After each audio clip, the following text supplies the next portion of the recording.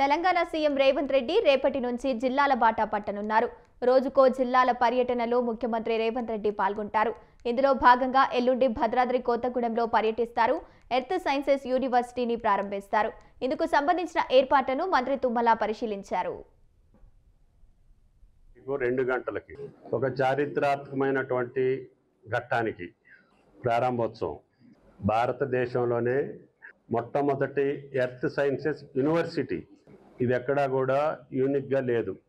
ఎక్కడన్నా కొన్ని చోట్ల కొన్ని సబ్జెక్టులు ఉన్నాయి, కానీ గతంలో ఇక్కడ కొత్తగూడెం మైన్స్ కాలేజీలో మైన్స్ జియాలజీ ఉండేది. అట్లాగే ఇంకో చోట ఇంకొకటి అట్లా దేశంలో కానీ ప్రపంచంలో కానీ ఈ సబ్జెక్టులకు సంబంధించి జియో ఫిజిక్స్ కానీ జియో కెమిస్ట్రీ కానీ ఎన్విరాన్మెంటల్ కానీ మైన్స్కి సంబంధించిన సమగ్రమైనటువంటి విశ్వవిద్యాలయం మొట్టమొదటిసారిగా కొత్తగూడెం నియోజకవర్గంలో, కొత్తగూడెం జిల్లా కేంద్రంలో, ఉమ్మడి ఖమ్మం జిల్లాలో గౌరవ ముఖ్యమంత్రి గారు ప్రజాప్రతినిధుల యొక్క విజ్ఞప్తి మేరకి ఈ ఉమ్మడి జిల్లాలో యూనివర్సిటీ లేదు అనేటటువంటి కొరతని తీర్చడం కోసం గతంలో ఉన్నటువంటి అన్ని ఉమ్మడి జిల్లాల్లో యూనివర్సిటీలు ఉన్నాయి, ఒక ఉమ్మడి ఖమ్మం జిల్లాలో లేదు.